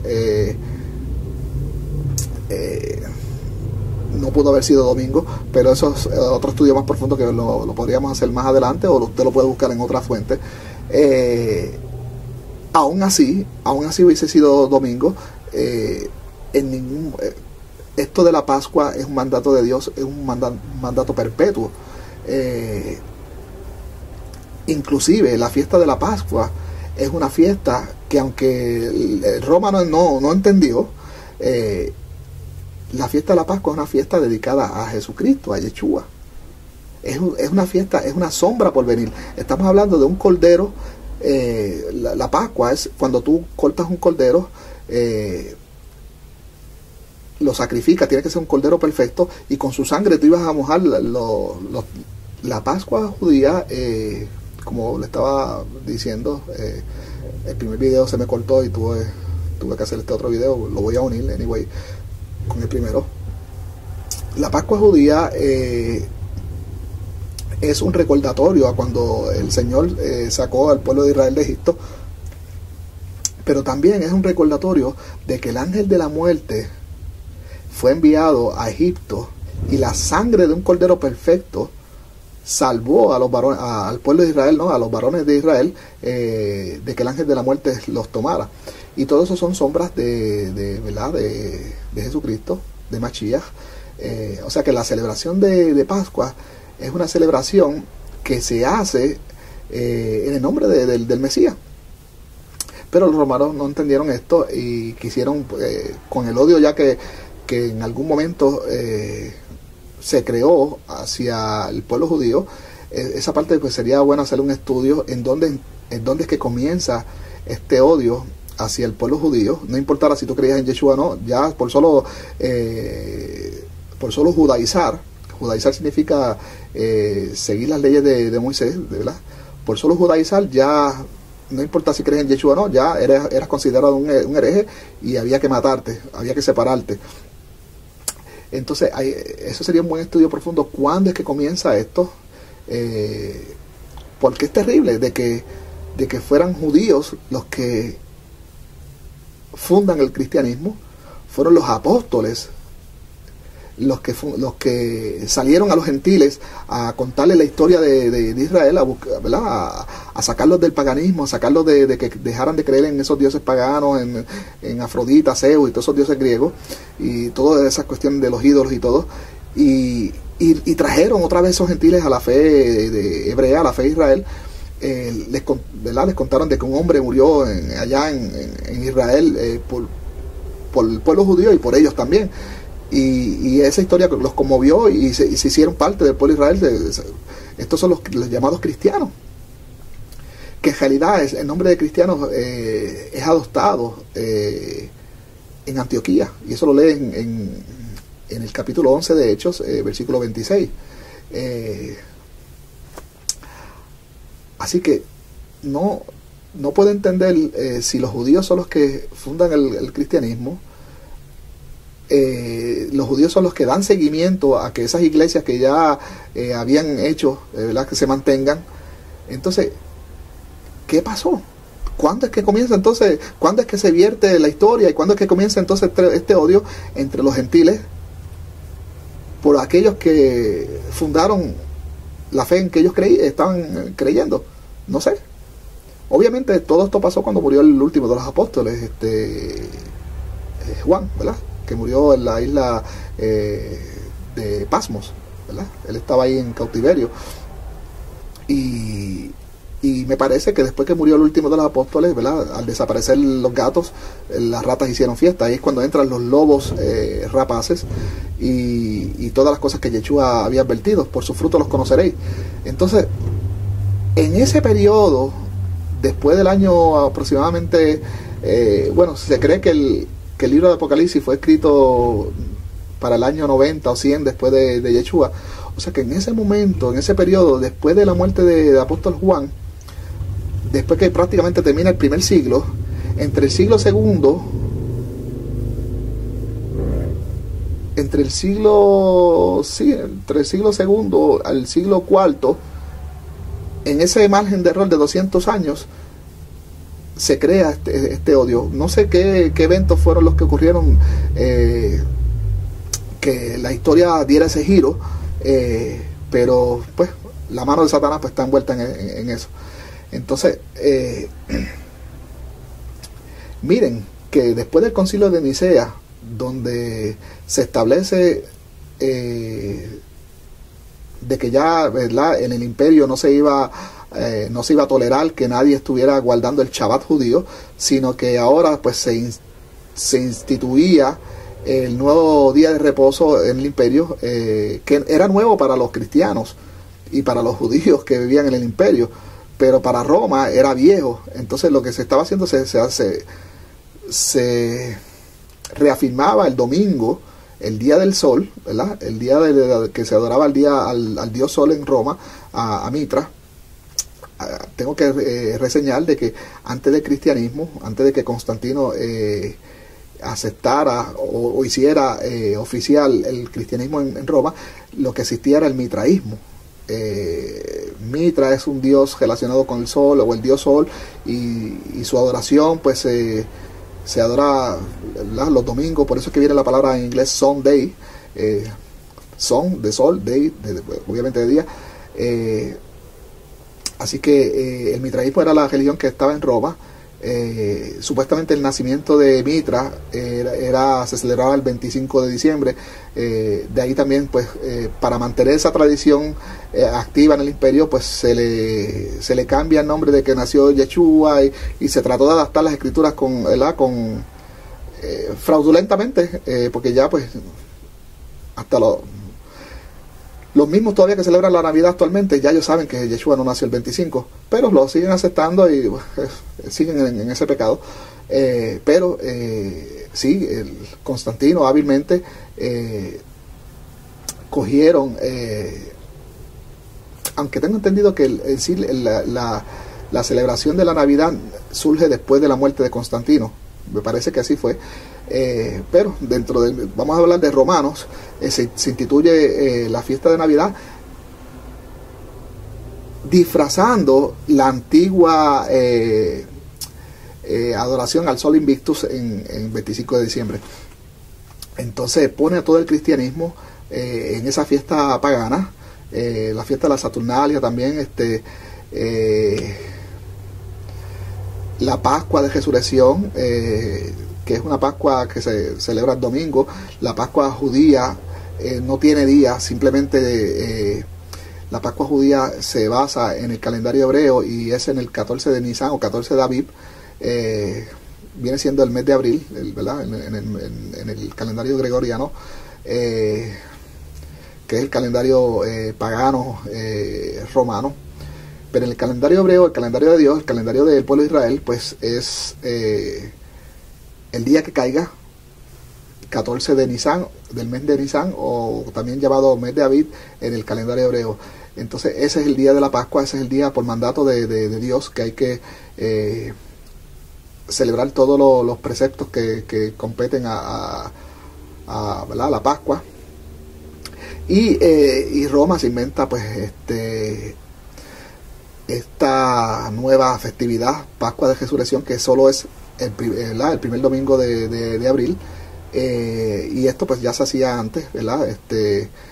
Era una festividad pagana porque también se celebra algo relacionado con dioses paganos. El sábado, como les mencioné, el sábado queda al olvido en el imperio, pero los gentiles no dudaron en aceptar todo lo que se decidió, ¿verdad? En el edicto de Milán, pero no así con los judíos nazarenos. Los judíos nazarenos no aceptaron esto, y entonces aquí que empieza la guerra, aquí que se caloriza la guerra entre gentiles y judíos. Entonces vienen pensadores como Epifanio, ahora comúnmente llamado por los católicos San Epifanio, y escribe, podemos rastrear que todavía para los años 400 después de Jesucristo, todavía habían nazarenos, y los podemos rastrear por los escritos de ese San Epifanio, que él escribió hay unos escritos de él que se llama el Panarión. Mayormente eso está dividido por herejías, las supuestas herejías según él, y entre las herejías estaba judaizar. Eso lo vemos en el Panarión 29, y ahí Epifanio habla de que está describiendo a los nazarenos del imperio, y él está diciendo de que los judíos, aunque creían en Yeshua y creen que Yeshua nació de María cuando era virgen, de que creen en todo lo demás, pero aún así siguen guardando la ley de Moisés, y eso es lo que preocupa a Epifanio, como si fuera algo malo lo que estuviesen haciendo los judíos. Pero para la mente de Epifanio, ellos estaban haciendo algo en contra del imperio, estaban haciendo algo en contra de lo que se decidió en Nicea. Entonces ya eran declarados herejes, y ahí comienza la persecución y la matanza, y ahí pues le perdemos, después de esos escritos de Epifanio, y no sé si algún otro de esos llamados padres de iglesia mencione algo más al respecto de los nazarenos, pero me parece que después de ahí, de esos escritos de Epifanio, le perdemos el rastro a los judíos nazarenos, y ahí podemos ver, entonces podemos tener una idea dónde está la iglesia de Dios. Entonces ahora tenemos que volver a algo que yo les comenté al principio del video, donde yo les decía de que en Apocalipsis 14 versículo 12 dice que aquí está la perseverancia de los santos, aquellos que guardan los mandamientos de Dios y mantienen el testimonio de Yeshua. ¿Quiénes eran estas personas? ¿Eran los cristianos? ¿Verdad que no? No eran los cristianos. Los cristianos estaban matando a quienes guardaban los mandamientos de Dios y mantenían el testimonio de Yeshua. Y todavía, vergonzosamente, todavía en el siglo XX, los nazis estuvieron asesinando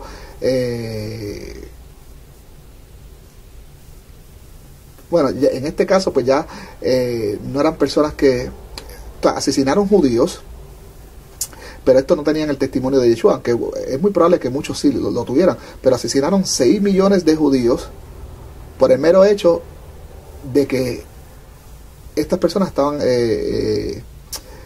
judaizando, estaban guardando los mandamientos de Dios. Ellos no tenían el testimonio de Yeshua, porque sabemos que los que tenían el testimonio de Yeshua, los cristianos los acabaron en la época, para los años 400, 500 después de Jesucristo.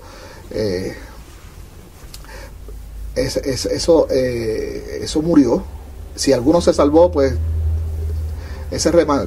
Yeshua siempre trató de guardar un remanente en todas las generaciones. Es muy probable que pequeñas comunidades siguieran judaizando en donde quiera que estuviesen en la Europa y también mantuvieran el testimonio de Yeshua, pero no sabemos nada de ello.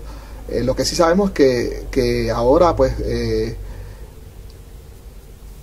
descendientes de los judíos sefalditas nos estamos levantando con ambos testimonios ahora, con el testimonio de Yeshua y con el testimonio con la ley de Moisés.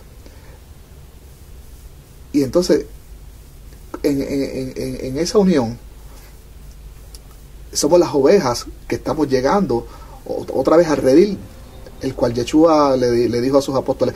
Estamos caminando hacia la luz, estamos reuniendo esos dos criterios de los cuales habla el apóstol Juan. La perseverancia de los santos son aquellos que guardan los mandamientos de Dios y mantienen el testimonio de Yeshua. Entonces, estos judíos que murieron en el holocausto, es muy probable que la gran mayoría no tenían el testimonio de Yeshua, pero no tenían por qué tampoco morir, porque eso no era el plan no, eso no fue instrucciones de Yeshua, no. Al contrario, el mismo apóstol Pablo dice en la carta a los romanos, cuando está hablando del tema del árbol, de los árboles del olivo, de las ramas injertadas y todas estas cosas, él dice de que gracias, y esto fue el plan de Dios, gracias a que Dios cegó a esos judíos, el mensaje pudo salir de Israel hacia los gentiles, porque si todo el pueblo judío y los líderes y todo el mundo hubiese aceptado a Yeshua como el Mesías, no hubiese habido necesidad de ir a llevar el mensaje a los gentiles. No, Dios tenía eso predispuesto, de que iba a cegar al pueblo de Israel para que el mensaje, para forzar a que el mensaje saliera de Israel hacia los confines de la tierra, hacia las ovejas perdidas de Israel, porque la salvación no es solo para los judíos, sino para todo el pueblo de Israel. Entonces el apóstol Pablo habla de eso, dice de que gracias a que el pueblo de Dios, ¿verdad?, de que los judíos fueron cegados, la salvación pudo llegar a los gentiles, pero que al final, así mismo lo explica Pablo, esa ceguera va a caer y ellos van a ver, y cuando entre toda la plenitud de los gentiles, y entonces todo Israel va a ser salvo. Inclusive la historia de José, el de Egipto, es prácticamente profética. Analícenlo. José es vendido por sus hermanos por monedas de plata. Yeshua es vendido por sus hermanos, principalmente de los judíos, por Judas, ¿no? Pero cuando estamos hablando de esta ideología, estamos hablando que fue vendido por uno de los suyos. O sea, José, Yeshua, ambos vendidos por sus hermanos por monedas de plata. José, luego, en su primer encuentro, sus hermanos no le conocen. Aquí cuando José manda a sus hermanos a buscar a su padre, y en su segundo encuentro, entonces sí, José se revela a sus hermanos, y entonces ahí le reconocen y José los perdona. Pues también esto pasa con Yeshua. En su primer encuentro el pueblo judío no le reconoció, pero en su segundo encuentro ya lo van a conocer, porque la misma escritura lo dice, que todo ojo va a ver la gloria de Dios, y la generación que esté en ese momento, judíos, gentiles y hasta ateos, todo el mundo va a creer en Dios ahora, y va a creer en Yeshua.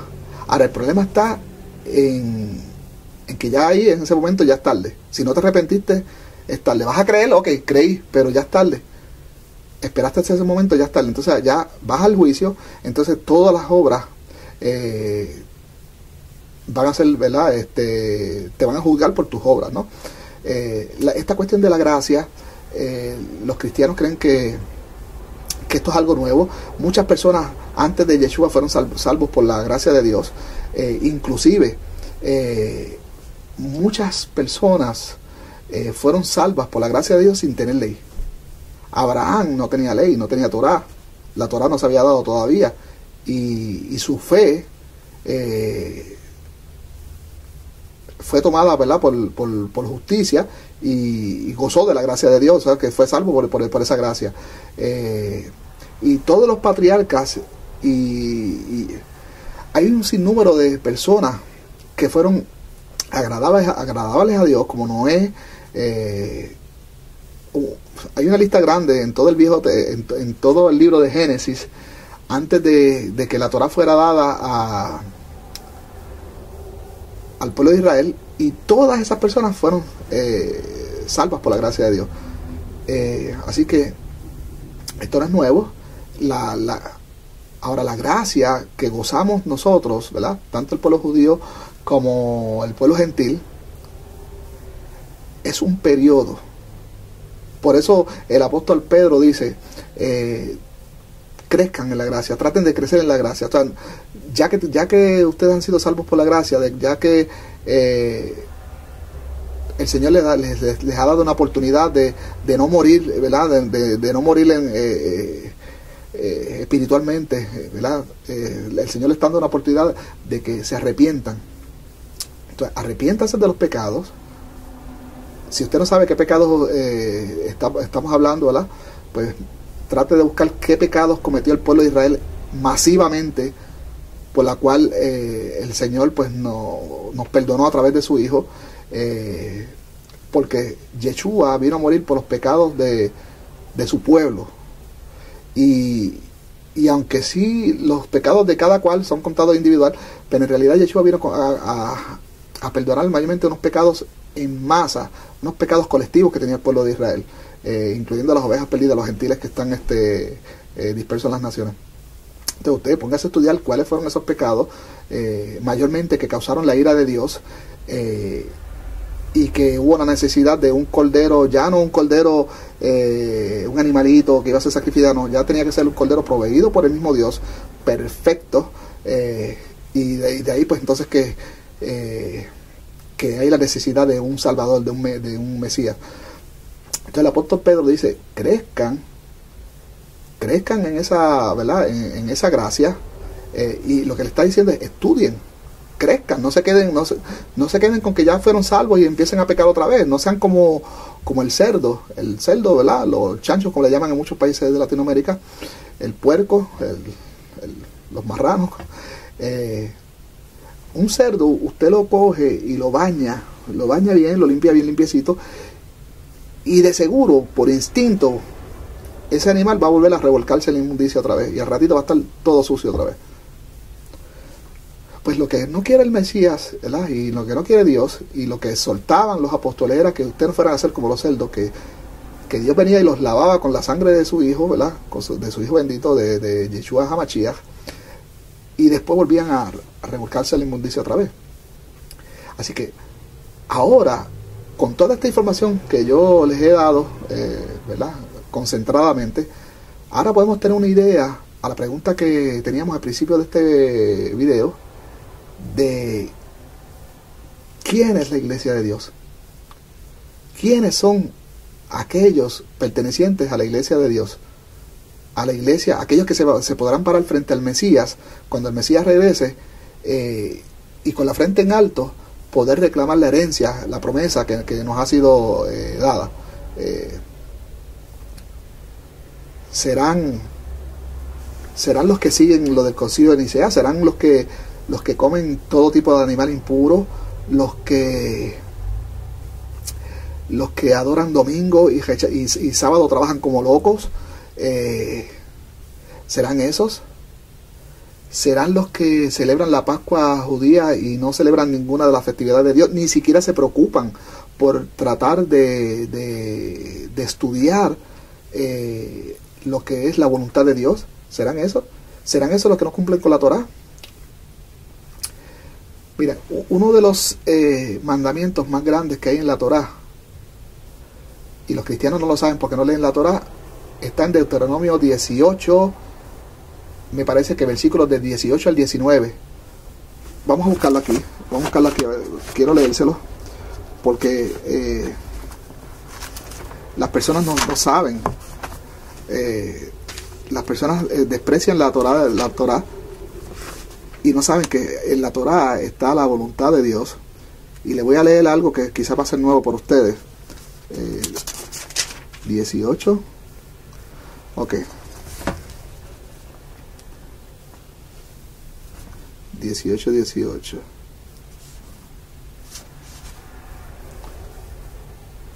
Ok. Dice Adonai: yo haré que salga entre ellos, está hablando de israelitas, un profeta como tú. Ahí él le estaba diciendo a Moisés: yo haré que salga entre ellos un profeta como tú, uno que sea compatriota de ellos y que les diga lo que yo le ordene decir y les repita lo que yo le mande. A todo aquel que no haga caso de lo que este profeta diga en mi nombre, yo le pediré cuentas. Palabra de Dios es esto. Esto es Deuteronomio 18, versículos 18 y 19. Ese profeta que le anuncia a Adonai a Moisés es el Mesías. Entonces, si el pueblo de Dios rechaza la Torah, rechaza todos estos mandamientos, ¿verdad?, que están contenidos en la Torah, inclusive esto. Muchos cristianos, cuando tú le hablas de la Torah, ellos te dicen: no, ya Yeshua abolió la ley, Yeshua ya convirtió la ley en solo en dos nada más, que es adorarás solo a Dios sobre todas las cosas, ¿verdad? Amarás a Dios sobre todas las cosas y al prójimo como a ti mismo. Con esos dos, no. Yo les aclaro a todos los cristianos el verdadero contexto que el Señor dijo. Él explicó ahí en el contexto que la ley, que toda la ley de Dios se resume, no es que ya solo son esos dos y ya se descartó todo lo demás. Él dice, se resume en esos dos. Inclusive el decálogo, los mandamientos que están en las piedras, prácticamente apoyan esto que dijo Yeshua. Por ejemplo, si usted lee los primeros 5 mandamientos del decálogo, de las piedras, de las tablas, amarás a Dios sobre todas las cosas, no pronunciarás el nombre de Dios en vano, lo de los ídolos y todo. Los primeros 5 mandamientos, y creo que el quinto es: honrarás a tu padre y a tu madre, y aunque no lo crean, tienen que ver con lo que yo les voy a decir. Los primeros 5 mandamientos son los que Yeshua dice ¿verdad?, de que se resumen en 2. Los primeros 5 responden a tu relación con el Padre. Cuando tú cumples esos primeros 5 mandamientos, y eso está en Éxodo 20, cuando tú cumples esos 5 mandamientos, tú estás demostrando el amor que tú tienes hacia el Padre. O sea, el amor al Padre hay que demostrarlo de una manera, y es obedeciéndole, o no es haciendo, es obedeciéndole. A un padre se le muestra el amor obedeciéndole. O sea, los primeros 5 mandamientos te dicen cómo tú vas a demostrar el amor que tú tienes al Padre. Entonces, los otros 5 mandamientos del decálogo son para demostrar tu amor hacia el prójimo. Así, tan sencillo como eso. Entonces, el quinto, mucha gente, cuando yo les digo esto, me pregunta: pero el quinto mandamiento dice: honrarás a tu padre y a tu madre. Claro, porque honrando a tu padre y a tu madre, tú aseguras de que el linaje de tus padres, el linaje de Dios, va a seguir de generación en generación. Tienes que honrar a tu padre y a tu madre. Tu padre va a trabajar para ti, te va a dejar una herencia, y tú tienes que recibir esa herencia, cuidar a tu madre, para que el linaje se mantenga y para que se mantenga toda la ley de Dios. Por eso él dice que en ese mandamiento de la bondad, de que aquel que adora a su padre, ¿verdad?, que honra a su padre y a su madre, pues va a tener larga vida. Y también se refiere a eso, al linaje, a la descendencia que va a salir de esas personas que obedecen a sus padres y a su madre. Entonces, los primeros 5 mandamientos son para demostrar el amor hacia Dios. Los otros 5 mandamientos son para demostrar el amor al prójimo. Pero la ley no solo son 10 mandamientos, esos son los primeros 10. Y todo el resto de la ley, todos los mandamientos, según Maimónides, un rabino creo que me parece del siglo XI, él estudió la Torah y pudo sacar pudo extraer de los textos hasta 613 mandamientos. Pero yo difiero de esos números, aunque se ha tratado de respetar esos números, respetar ese trabajo de Maimónides, pero yo difiero de esos números porque yo he leído la Torá, he leído el trabajo de Maimónides y hay muchos mandamientos que se repiten, por lo que cuando tú empiezas a ver esas repeticiones y pegas a descontar, son muchos menos de 613. Actualmente hay muchos mandamientos que no se pueden cumplir, pero no es que están abolidos. Simplemente esperan por la venida del Mesías para que todo... Por eso es que viene la palabra, cuando se está hablando del reino venidero, se está hablando de restaurar. Restaurar significa llevar a su estado original. Cuando usted restaura una computadora o un celular a su estado original porque le cogió un virus o cualquier cosa, usted está devolviendo ese celular, ¿verdad? O la programación de ese celular o la programación de esa computadora, la está devolviendo a su estado original de fábrica, como vino originalmente. Así va a ser la ley. Cuando se restaura el pueblo de Israel, todo va a ser restaurado a su estado original. Actualmente hay leyes que no se pueden cumplir porque primero que no hay templo. Sin embargo, después de la muerte de Yeshua, se siguieron haciendo sacrificios en el templo. Pablo fue uno que hizo un sacrificio en el templo. Y fue él hizo ese sacrificio en el templo haciendo el voto nazareo de rasparse la cabeza. El voto nazareo implica hacer un sacrificio al final del voto. Y Pablo hizo ese voto como una afirmación pública de que él todavía creía en la ley. O sea, de que él creía en la ley de los padres, que creía en la Torá, de que él afirmaba de que él era obediente a la Torá. Y Pablo no hubiese hecho eso, ¿cómo le digo? Si el Espíritu Santo hubiese descartado la Torá, no hubiese llevado a Pablo a hacer a tal afirmación pública. Y Pablo hizo ese voto ya movido por el Espíritu Santo. Así que es tremendo. Pablo hace esta declaración pública, se raspa la cabeza, va y hace un sacrificio al templo, y eso es tremenda declaración pública. Y después también cuando él está hablando, creo que con el gobernador Félix, cuando Félix le dio auditorio, él ahí mismo dice que él era obediente a la Torá, obediente a los mandamientos de Dios, y que lo que se hablaba era, se le estaba calumniando. Entonces pues algo pasaba que no está documentado en los libros. ¿Qué estaba pasando? ¿Por qué se estaba acusando a Pablo tan tenazmente de que él estaba blasfemando contra la ley de Moisés, si él murió por ella y murió como un judío? O sea, él murió como un judío y nunca negó. En las veces que tuvo la oportunidad de negarlo públicamente, nunca lo negó. Así que por eso que digo que las cartas de Pablo han sido mal interpretadas. Hay muchos estudios donde se estudia las cartas de Pablo, mayormente la carta a Romanos, carta de Gálatas. Son cartas que se estudian desde el contexto hebreo, verso por verso, y entonces tú puedes ver dónde fue que se torcieron esas cartas, y ya entonces puedes empezar a ver luz desde una mente hebrea. Las cartas de Pablo han sido motivos para respaldar muchas teologías cristianas. Muchos cristianos afirman que Pablo enseñó de que la Torá había sido abolida en la cruz. Eso es falso.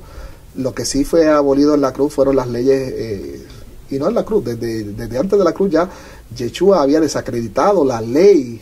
Porque estamos hablando, si tú no conoces del judaísmo, no conoces del pueblo de Israel, yo también, yo estaba de ese lado, yo desconocía todas estas cosas.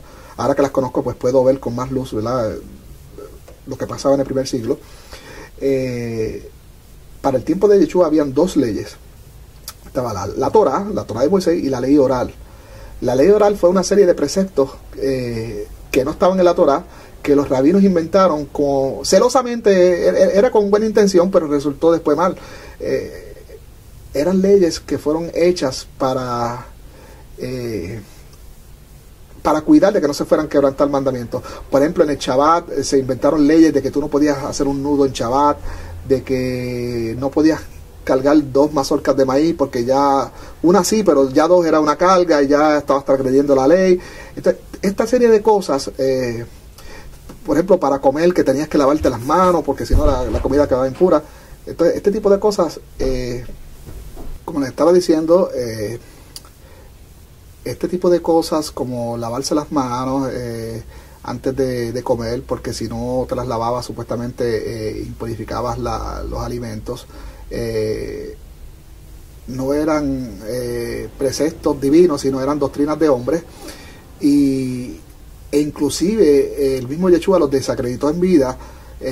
Cuando trataron de juzgar a sus discípulos que estaban comiendo sin haberse lavado las manos, los fariseos observaron esto y le preguntaron a Yeshua que por qué sus discípulos estaban comiendo sin lavarse las manos, quebrantando las tradiciones de sus padres, y es ahí cuando Yeshua le dice: hipócritas, le dice: bien lo había dicho el profeta Isaías, que este pueblo en vano me honra, porque invalidan la ley de Dios para poner en práctica doctrinas y mandamientos de hombres. Y esto es lo que ha ocurrido después de Nicea, donde se anularon las leyes de Dios y empezaron a seguir doctrinas de hombres, doctrinas firmadas con puño y letra por hombres, en este caso Constantino, y después de Constantino cuando cayó el Imperio Romano, pues el Imperio Romano podemos decir que cayó militarmente, pero espiritualmente surgió. Entonces, la Roma no ha desaparecido, sino militarmente, políticamente desapareció, pero espiritualmente la Roma religiosa surgió dominando el mundo, porque no podemos negar de que Roma y todo lo que se decidió en Nicea, prácticamente Constantino todavía domina el mundo, ¿verdad? Todo lo que se decidió ahí en Nicea sigue dominando el mundo, y después los papas posteriores. Una de las cosas que también surgió en Nicea fue no querían que nadie usara en el imperio ningún otro calendario que no fuera el calendario romano. A principio era el calendario juliano, ¿verdad? Y después el Papa Gregorio, un papa conocido, Gregorio,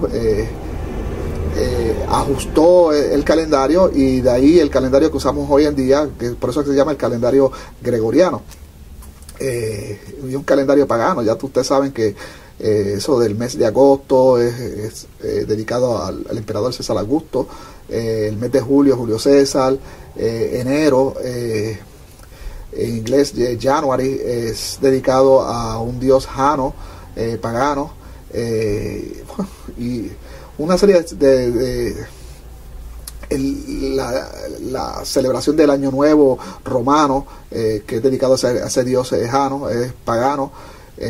Nada tiene que ver con el nuevo año hebreo que comienza en Abid, ¿verdad?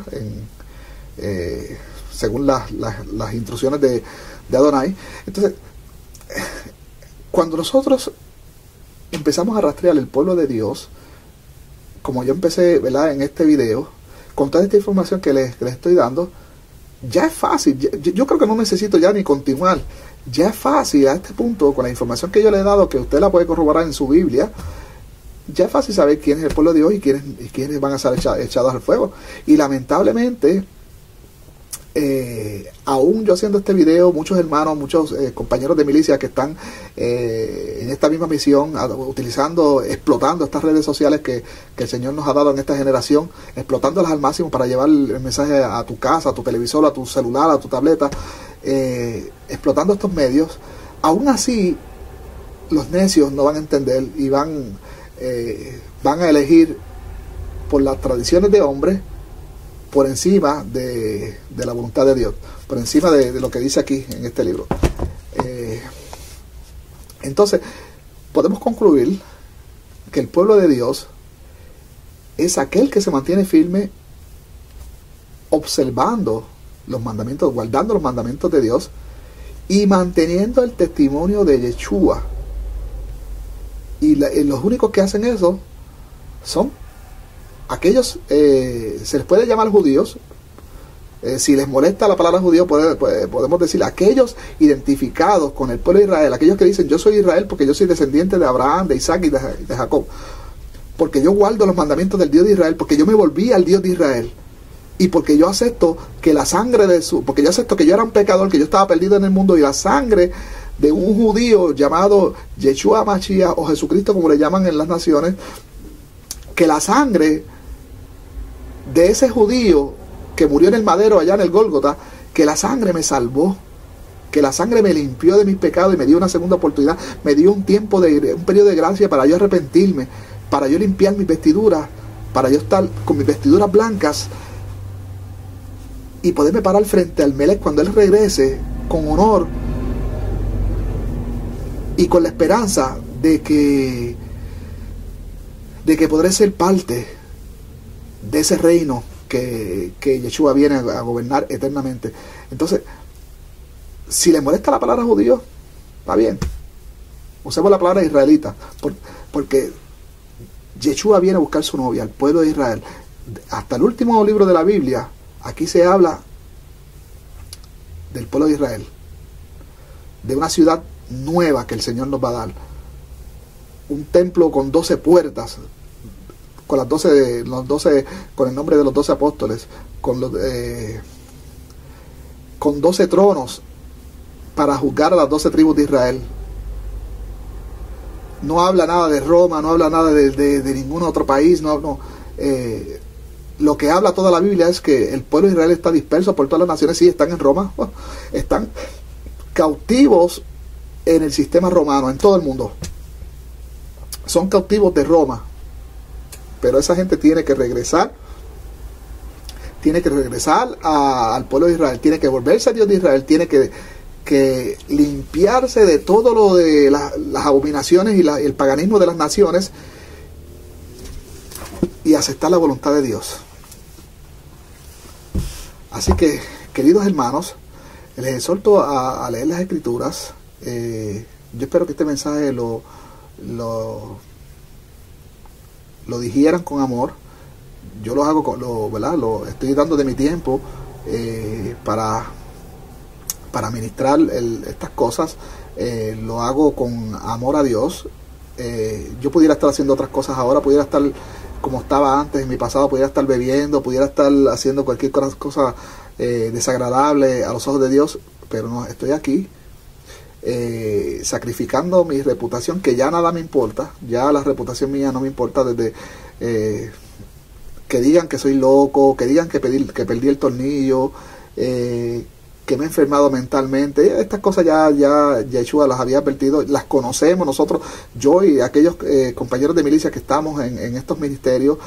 Sabemos que se nos van a tildar de locos, de un montón de cosas, eso lo sabemos, eso no me importa. Ya mi mente no es gentil de preocuparme del qué dirán, no, eso ya quedó atrás. Me preocupa lo que piensa aquel, eso es lo que me preocupa. Y por eso dedico este tiempo para usted que me está escuchando, ¿verdad? Me está viendo en este momento. No sé ni quién tú eres, probablemente este video tropiece contigo, que estás en yo no sé dónde, en qué parte del mundo, y si tropieza contigo es porque Dios quiso de que yo hiciera esto en este momento para que me vieras tú. Yo no sé ni quién tú eres. Probablemente sí me vean algunas personas que sí me conozcan, y ojalá que mi mensaje pues sea como una semilla que aunque no germine en el instante, pero que germine después, aunque yo no pueda recoger el cosecho, pero aquel sí lo va a recoger, y eso es lo importante. Pero si no te conozco, pues en este momento yo estoy grabando esto para ti. El Señor, el Espíritu Santo se va a encargar de que este mensaje tropiece contigo, de que cuando tú estés buscando en YouTube, buscando algún mensaje de esperanza, cuando estés buscando respuestas, como estuve yo al principio ¿verdad? Cuando el Señor me estaba sacando de Roma para traerme a la fe de Israel, espero que tropieces con este video y que el lenguaje que estoy usando sea fácil de digerir, de entender. Trataré de ponerle un tema, un título, de que cuando las personas estén buscando en el search de YouTube algún mensaje respectivo a regresar a las raíces hebreas, pues el mismo motor de búsqueda de Google pues te lleve a este video, y eso se lo voy a encargar al Espíritu Santo, porque deseo que si este mensaje cuenta con el poder del Espíritu Santo, de que llegue a todos los oídos, a todas las mentes posibles, y no solo el mío. Yo solo soy un pequeño en este camino. Hay muchas personas, muchos ancianos, y no me refiero a ancianos porque tengan el pelo blanco, ancianos en la fe. Hay personas que ya llevan más tiempo que yo. También puedo utilizar a ellos como fuentes para seguir buscando respuestas. Así que espero que este mensaje pues lo puedan digerir con mucho amor. Baruch Hashem Yahweh, y que el Señor le bendiga.